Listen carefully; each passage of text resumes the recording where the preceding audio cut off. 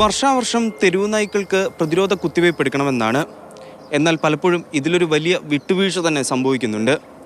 നഗരസഭാ അടിസ്ഥാനത്തിലാവട്ടെ ഷെൽട്ടർ ഹോമുകളോ മറ്റ് സംവിധാനങ്ങളോ പ്രവർത്തിക്കുന്നതിലും നിസ്സംഗത തന്നെയാണ്. കഴിഞ്ഞ ഒരു മാസത്തിനിടെ കോട്ടയത്തെ ചങ്ങനാശ്ശേരി, ഏറ്റുമാനൂർ, രാമപുരം എന്നീ വിവിധ സ്ഥലങ്ങളിൽ തെരുവുനായയുടെ ആക്രമണമുണ്ടായി. ചങ്ങനാശ്ശേരി വാഴപ്പള്ളിയിൽ 8ഓളം പേർക്കാണ് തെരുവുനായ ആക്രമണത്തിൽ കടിയേറ്റത്.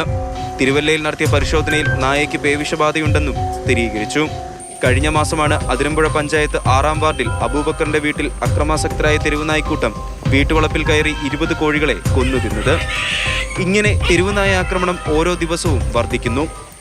റോഡിൽ ശല്യം ഭയങ്കരമാണ്.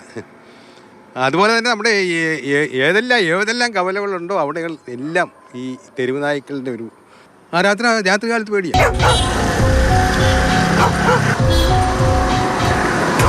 ഇനി കോട്ടയം നഗരത്തിലെ കാഴ്ചകൾ നോക്കാം.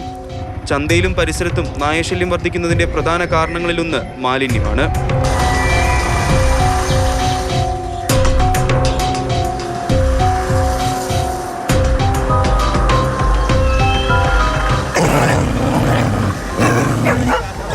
നമുക്കൊരു ശാശ്വതമായൊരു പരിഹാരം ഇതിന് വേണം.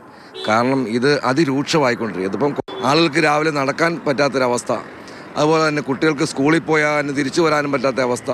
ഇവിടെ തന്നെ കുട്ടികളെ ബൈക്കുകാരെ ആക്രമിക്കുന്ന നിരവധി സംഭവങ്ങൾ ഉണ്ടായിട്ടുണ്ട്. പക്ഷെ അതിനകത്ത് അധികൃതർ കൃത്യമായൊരു അതിനൊരു പരിഹാരം ഉണ്ടായിട്ടില്ലെങ്കിൽ അത് മുന്നോട്ട് പോകുന്നത് വളരെ പ്രയാസകരമായിരിക്കും. നഗരഹൃദയത്തിലെ പ്രധാന നടപ്പാതകളിലൊന്നാണ് റെയിൽവേ മേൽപ്പാലം. ഒന്ന് ഇരുട്ടിക്കഴിഞ്ഞാൽ അവിടം ഭരിക്കുന്നത് ആരാണെന്ന് നമുക്കൊന്ന് കണ്ടിട്ട് വരാം.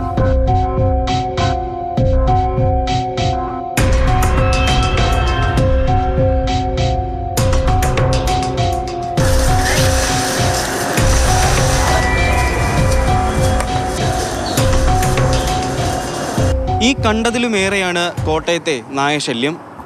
ശാശ്വത പരിഹാരമാകട്ടെ ചോദ്യചിഹ്നത്തിലും. Nithin Thomas, Mathrubhumi news, Kottayam.